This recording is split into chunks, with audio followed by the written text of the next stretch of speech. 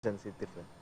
Ya, ini yang kemudian sudah diungkap ya, karena kan sempat viral tuh video penculikannya kan, Via, yang berada di sebuah supermarket. Parkiran pusat perbelanjaan. Betul. Nah, yang kemudian diungkap ternyata memang cukup pelik karena yang terlibat juga nggak sedikit, ada belasan orang, bahkan juga dibagi dalam beberapa klaster. Memang sudah direncanakan penculikan ini begitu, dan juga berasal intinya adalah mempersoalkan soal skandal rekening dorman. Rekening menganggur yang lama begitu ya, termin waktu 6 atau mungkin 1 tahun gitu lah. Nah, itu rekening pasif berarti ya. Ya. Nah, oke, untuk mengungkap peristiwa ini dan juga rilis yang disampaikan oleh Polda Metro Jaya kemarin, kita sudah hadirkan sejumlah narasumber. Ini yang paling khusus dan paling utama adalah dari Polda Metro Jaya sendiri. Sudah bergabung melalui Zoom Ajun Komisaris Besar Polisi Reonald Simanjuntak Kasubdit Penmas Polda Metro Jaya. Selamat pagi. Selamat pagi. Selamat pagi Mbak, selamat pagi Mas. Ya, dengan Arif Fadil dan Maria Segaf di studio, Pak. Terima kasih waktunya. Dan di studio juga ada Mbak Hanifah Hasna, kriminolog dari Universitas Indonesia, dan Mas Heri Firmansyah, pakar hukum pidana Universitas Tarumanegara Jakarta. Selamat pagi. Selamat pagi Mas Heri, Mbak Hanifah. Terima kasih sudah hadir. Nah, kita ingin lihat sebenarnya begitu ya, bagaimana kan kemudian perkembangan dari kasus ini, karena kan menariknya kan ini korban kan cukup banyak, bahkan juga kronologinya. Mohon maaf, tersangka cukup banyak begitu kan. Dan juga pada saat rilis kemarin kan cukup rumit begitu ya, tapi kita ingin lihat gitu loh Pak Reonald, betul tidak sih niatan awal dari para tersangka ini sebenarnya memang ingin menghabisi nyawa korban atau tidak? Ya, bisa kami jelaskan pada pagi hari ini bahwa dari hasil pendalaman tim penyidik, baik saksi kemudian para terduga pelaku, bahwa mereka ini yang tadinya ingin memindahkan suatu dana dari rekening Dormar ke rekening sudah disiapkan oleh tersangka C atau Ken. Ya, kemudian mereka sepakat ada 2 opsi, Mbak. Ada 2 opsi. Yang pertama, opsi pertama kan diculik, intimidasi, begitu sudah mengikuti apa keinginan mereka, dilepas. Kemudian opsi kedua, diculik, intimidasi dengan ancaman, begitu sudah mengikuti kemauan atau mempelajari aksi mereka, habis itu dihilangkan nyawanya. Nah, jadi mereka sepakat untuk memilih opsi pertama, ya, memilih opsi pertama, dan secara acak memilih seseorang kepala cabang bank, ya, seorang kepala cabang bank yang pada saat itu ada kartu namanya korban MIP. Nah, setelah tim surveillance mengikuti, akhirnya disepakati itu orangnya, akhirnya tim eksekutor untuk yang melakukan penculikan itu melakukan penculikan, kemudian mereka mencoba intimidasi korban, akhirnya korban mencoba untuk terus melawan, ya, terus melawan karena ada beberapa rencana mereka tidak bisa sesuai dengan rencana. Contohnya safety house atau posko mereka tidak bisa dengan alasan dari tersangka N bahwa rumah tersebut sedang digunakan. Jadi tidak bisa dibawa ke posko, jadi di dalam mobil diintimidasi korban. Sampai korban lemas, dan menurut keterangan dari para pelaku, korban diletakkan di tempat ditemukan korban sudah tidak bernyawa tersebut, itu masih bernafas dan masih bergerak, Mas. Makanya kita sampai sekarang masih menerapkan pasal penculikan dan merampas kemerdekaan dari Polda Metro Jaya. Oke, Pak Reonald, mereka itu membutuhkan korban kacap sebuah bank pemerintah ini untuk apa? Bisakah spesifik Anda menjelaskannya, Pak Reonald? Ya, awalnya untuk tersangka dengan inisial C alias Ken dan tersangka inisial DH itu mereka sepakat untuk mencari kepala cabang bank yang bisa diajak kompromi untuk mereka melakukan aksinya. Namun sudah beberapa kepala cabang bank mereka coba, tidak berhasil, tidak ada yang berani untuk membuka rekening Dormar tersebut. Akhirnya memutuskan untuk melakukan aksi penculikan dan intimidasi terhadap seseorang yang secara acak mereka pilih, dan kebetulan kartu nama tersebut dimiliki oleh tersangka Ken, ya, yang diserahkan kepada para pelaku yang melakukan aksi penculikan. Artinya Pak Reonald, bila mana memang ada oknum kepala cabang, memang harus kepala cabang ya, berarti ya Pak Reonald ya, ini diharapkan bisa membantu niat jahat pelaku, begitu. Memindahkan uang dari rekening yang tidak aktif ke rekening yang sudah disiapkan oleh pelaku, begitu. Kalau dari keterangan pelaku C alias K, ya, bahwa dengan otoritas seorang kepala cabang bank tersebut bisa untuk digunakan untuk atau memberikan wewenang, dia mempunyai kewenangan untuk membuka suatu rekening Dormar tersebut, Mas, untuk dialihkan ke rekening lainnya. Oleh sebab itu, itulah mereka coba mencari tapi tidak ketemu. Akhirnya tidak ada yang mau, bukan tidak ketemu, tidak ada yang mau. Akhirnya dia memilih cara yang menggunakan paksaan dan intimidasi, dan mereka tidak sadari tanpa di luar dari rencana mereka hilangnya nyawa korban MIP. Oke, Pak Rional, artinya dalam penanganan perkara ini Anda juga kepolisian tentunya melibatkan juga para ahli ya. Nah, apakah ahli ini dilibatkan terkait dengan peran Kacap yang dianggap bisa berperan membantu perbuatan jahat tersebut begitu? Ya, dari tersangka DH, ya tersangka DH, ini dia sudah menyiapkan tim IT, Mas. Namun tim IT ini belum sempat bekerja karena tadinya mau bekerja di posko atau di safety house-nya mereka. Ya, tapi safety house tersebut ternyata dari yang sudah dijanjikan oleh tersangka inisial N itu tidak bisa digunakan dengan alasan sedang digunakan atau ada orang di situ, jadi tidak bisa digunakan untuk safety house atau posko mereka. Jadi tim IT ini tidak bisa bekerja, belum sempat bekerja, namun sudah mengetahui rencana itu. Sempat. Itu loh, Mas. Oke. Oleh sebab Pak, itu, Pak Rional, tapi kami butuh informasi juga, Pak.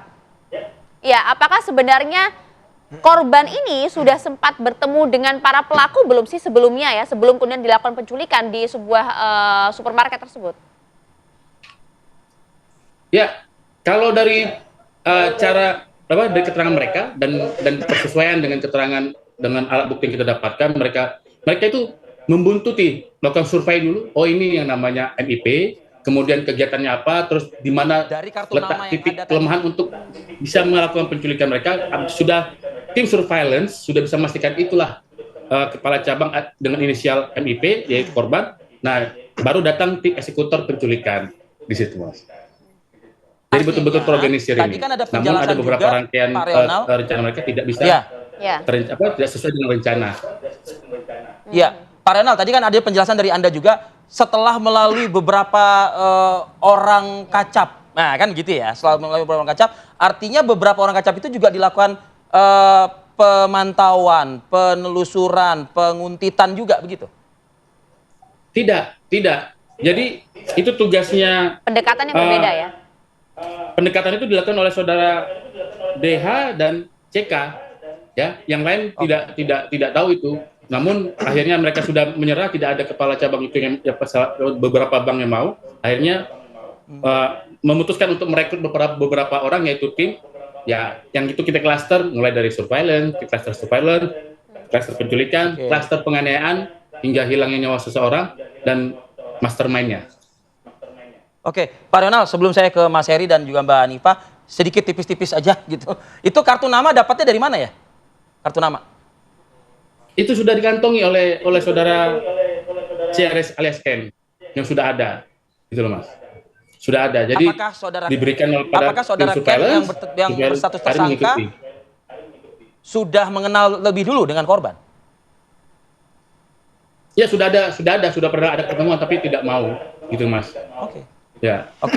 Oh, jadi memang sudah pernah ada pertemuan begitu kan? Oke. Ya. Harapannya sih bisa membantu Mbak Hanifah untuk menjelaskan ini ya gitu ya. Mbak Hanifah masih tersambung dengan Pak Rional. Adakah mungkin analisa Anda dari pertanyaan tanya jawab kita atau pemberitaan yang disampaikan dalam rilis Polda Metro Jaya kemarin?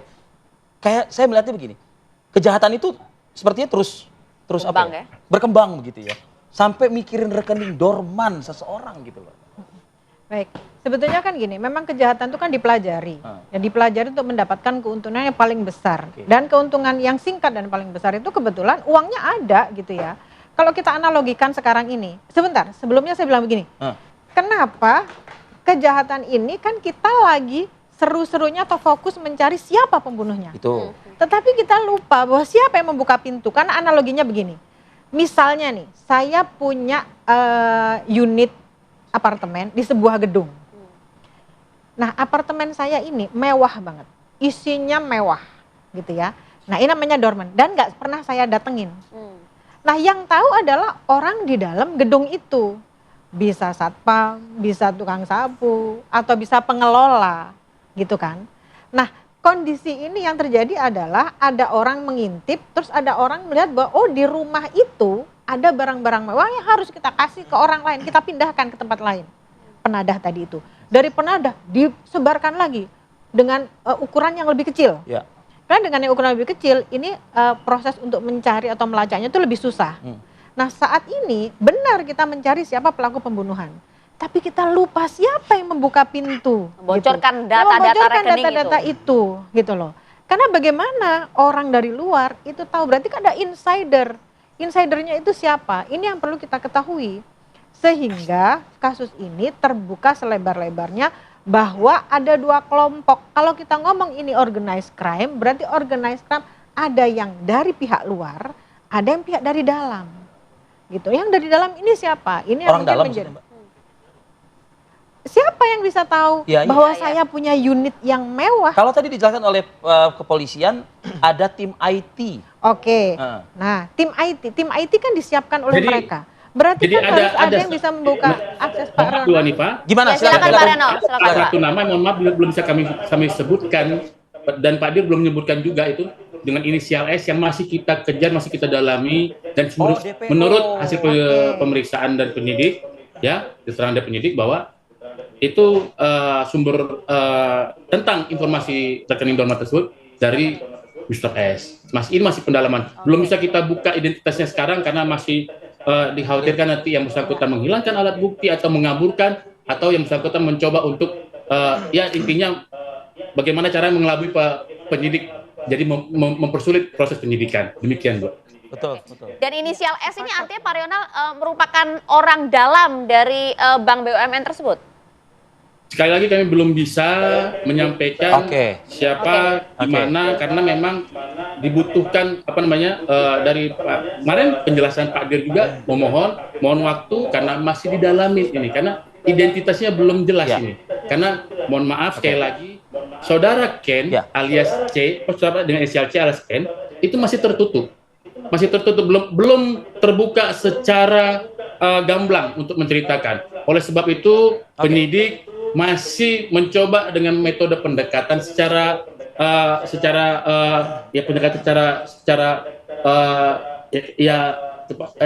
personal, kemudian dengan scientific crime investigation, dengan dibuktikan dengan bukti cyber, kemudian dengan alat bukti konvensional dan persesuaian dengan keterangan-keterangan lainnya sehingga nanti menyudutkan tersangka C alias K itu sehingga tidak bisa berbohong lagi karena dia tidak perlu bicara karena semua alat bukti sudah bicara. Kamu mau ngelak apa lagi? Tinggal begitu aja penyidik. Jadi mohon waktu, dibutuhkan memang kepiawaian dan dibutuhkan waktu oleh penyidik untuk membuat C alias K ini menjadi terbuka dan mau untuk menceritakan siapa itu yang disebut dengan inisial S, kemudian itu sumber dananya apa, kenapa dipindahkan ke rekening tersebut. Dan berapa jumlah dana yang ada di rekening dorman tersebut. Ya, baik Pak Rional. Artinya pancingannya Mbak Hanifah tadi pakai sepertinya strike lah kalau kita mancing gitu tuh. Sepertinya strike itu. Karena nggak akan mungkin ya pertanyaan saya di awal kan ada kepikiran kok melakukan penjahatan tapi kok spesifik, sempit sekali celahnya gitu ya. Kalau tidak pasti ada data atau penopang-penopang yang didapat dari dalam. Ada kan ini informasi yang sempit sebenarnya kan Mbak ya? Nah, informasi khusus ini. Iya, berarti insidernya kan sebetulnya. Jadi barulah muncul niat jahatnya. Iya, betul sekali. Kan kalau di kriminologi kejahatan seperti itu ada 3 lapis kan.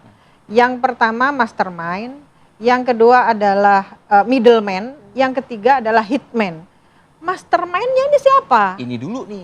Mastermind-nya kan berarti ada, kalau yang sekarang sedang terjadi kan siapa pelaku pembunuhan. Ya. Nah, siapa insidernya? Berarti ini kan mastermind yang menghubungkan ini dengan middleman, yang menghubungkan dengan para pelaku. Middleman-nya siapa? Mungkin middleman-nya sudah tertangkap. Dan yang tertangkap adalah yang pakai bagian bawah. Nah, biasanya lapisan paling bawah ini tidak mengenal yang paling atas. Karena mereka hanya tahu mereka dibayar. Jadi kalau sekarang mungkin kesulitan karena mungkin mereka yang bawah ini memang benar-benar tidak mengenal yang paling atas tapi mengenal yang middleman ini. Seperti Jangan itu. sampai terkaburkan nih siapa kemudian Iya. pihak pertama yang kemudian membocorkan betul ini sekali. begitu ya. Oke. Mas Heri, kita sebenarnya ingin tahu juga Mas, ini kan tadi disampaikan pasal yang disangkakan kan sebenarnya bukan pembunuhan berencana ya, karena memang ada kegagalan lah dalam Opsi 1, operasi, opsi 2. betul, dalam operasi yang dilakukan gitu. Tapi kan ini sudah ada nyawa yang kemudian hilang begitu. Kita juga ingin tahu, pasti keluarga juga menginginkan apa namanya hukuman yang dihukum setimpal seberat-beratnya. gitu. Nah ini bagaimana kalau Anda melihat secara konteks hukumnya ya Mas Heri? Tapi dijawab sesaat lagi ya Mas ya. Kami kembali untuk Anda saja. Baik.